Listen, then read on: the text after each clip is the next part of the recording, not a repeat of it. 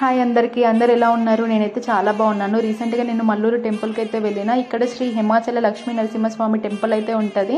And చుట్టూ అన్ని చెట్లు అన్నమాట. ఇది ఒక పెద్ద అడవి అన్నమాట. అడవి మీద గుట్ట పైకెక్కితే మనకు లక్ష్మీ నరసింహస్వామి దర్శనం అయితే అవుతుంది.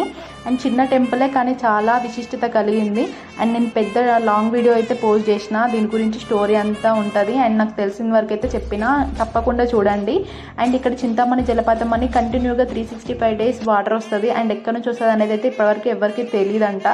అండ్ స్వామివారి పాదాల నుంచే వస్తుందని ఇక్కడ వాళ్ళందరి నమ్మకం అన్నమాట. అండ్ తర్వాత పాపకి అక్కడ వెంట్రుకలు ఇచ్చినాం, బాగా చేపించి దర్శనం కోసం అయితే వచ్చినాం. ఇక్కడ పెద్ద ధ్వజస్తంభం ఉందన్నమాట. అక్కడ నుంచి పైకి ఎక్కితే స్వామివారి దర్శనం అయితే అయిపోయింది మాకు. అండ్ ఇక్కడ మా మావయ్య కొబ్బరికాయ కొడుతున్నారు. లోపలికి ఫోన్ అలో లేదు కాబట్టి తీసుకెళ్ళలేదు. అండ్ దర్శనం అయితే ఇలా జరిగింది. మీరు కూడా చూసి అండ్ దర్శనం చేసుకోండి. And please do like, share and subscribe.